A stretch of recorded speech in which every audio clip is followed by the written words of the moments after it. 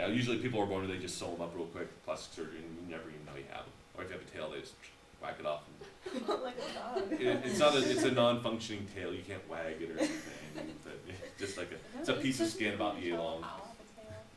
What? Sit in shallow how Yeah. the guy with the tail. It's Yeah, wagging. yeah. That'd be a great party trick if you could have a tail that wag, but it doesn't quite work that way, unfortunately. Okay. Another piece is molecular biology. All organisms have DNA as their genetic material. Everything has DNA, and so that shows like a common ancestor. We share 98.9% of our genes with the great apes. You can kind of see here kind of all the different species, and this is hemoglobin, and how they're related, how closely related they are, how many different amino acids there are within the protein structure. I mean, these were just kind of really far related ones, but humans versus the rhesus monkey, there's only 8 amino acids. When you look at between us and a great ape, there's none. We have the exact same hemoglobin structure as an ape. And then as you move, that's all the different, pretty much different vertebrate classes. So that's just another one. So common genetic code. Okay, so that's kind of Darwin's kind of ideas, kind of what was used as evidence for his idea of evolution by natural selection. Populations evolved. Now we go in about the 1940s. This is kind of when the modern synthesis kind of came about. Because what happened is Darwin and Mendel, everybody know Mendel, right? Genetics. They were contemporaries, but yet they didn't know about each other. Darwin didn't know about genetics, Mendel didn't know about evolution. But yet we have known that those two things work perfectly together. You have to know about genetics in order to understand evolution. You got to know evolution to understand genetics. And that's where the modern synthesis came about in the 1940s. And so what happened is other scientists started looking at how these worked, and they started putting those ideas together. And so what it did, it kind of integrated everything from, biogeography, taxonomy, population genetics, paleontology. They put all of those things together to understand modern synthesis. And so there's really 3 main points in that populations evolve. That's number 1. Populations evolve, it's not the individual. The second one is natural selection is the role of evolution.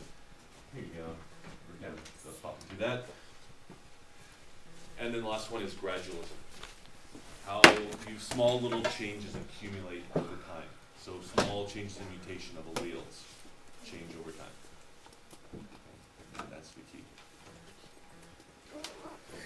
Another bottle. Okay, so that's kind of the modern synthesis of everything. Okay. Alright, so that's just kind of real introductory natural selection right there, evolution. Now we'll get into a little bit. So we're going to look at populations now, how populations evolve. Okay, so the first one,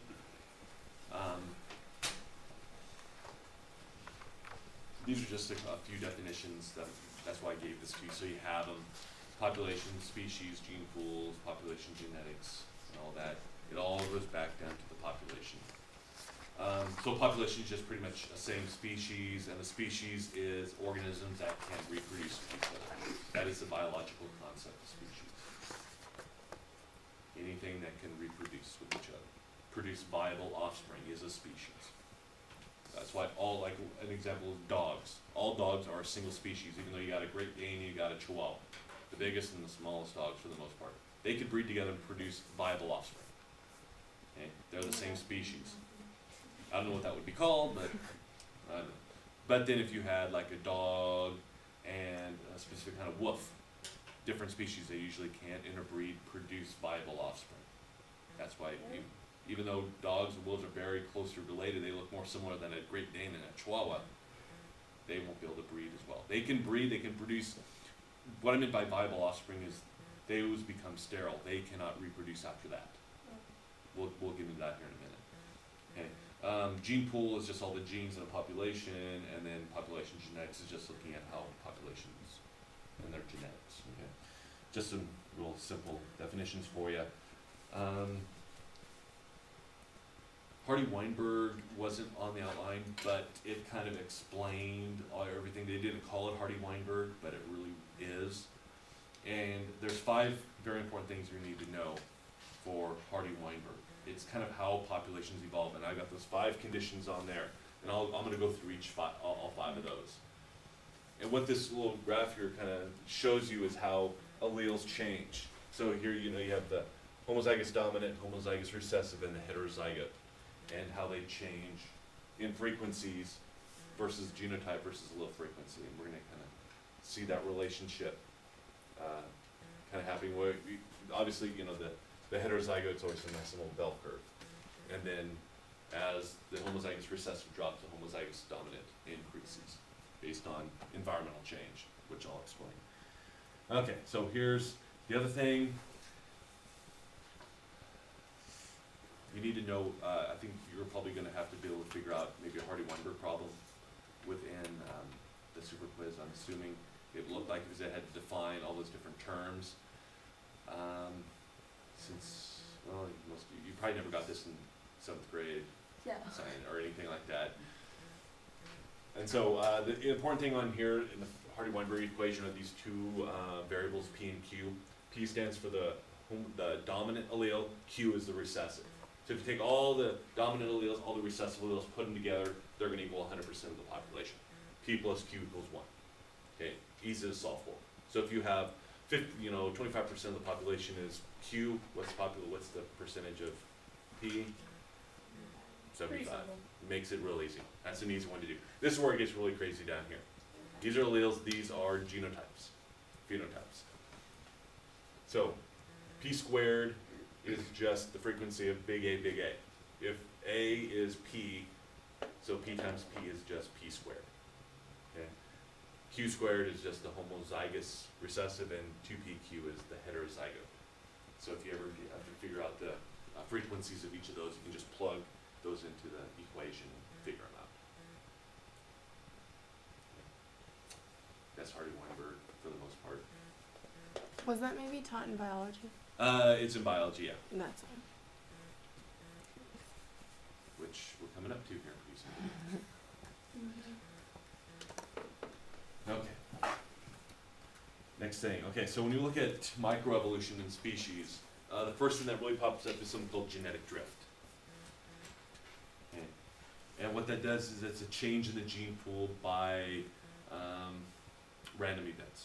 Something happens. And then what it does is it completely changes the entire gene pool. So here, your first generation, your frequency of the dominant allele is 0.7 and the recessive is 0.3. And then what happens is only half of the plants leave offspring. Something happens. Not fertilization only occurs in half of them. So what happens is the frequency changes.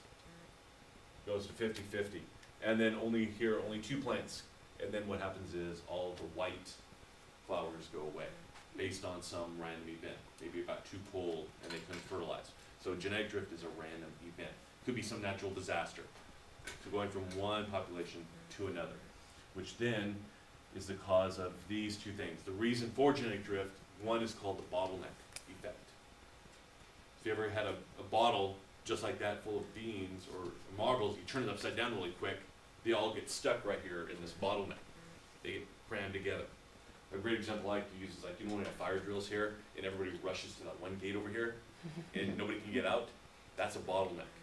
If we had a fire, everybody who got through would survive. Everybody on this side of the gate wouldn't. And so the people who got through would be the ones who got over the quickest. So maybe they had a gene for running fast to get there first. People behind had a gene for going really slow. They got removed from the gene pool.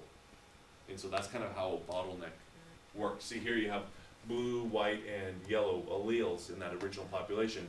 Those yellow ones got way far behind, and they're gone. That allele has been eliminated. So that's a bottleneck.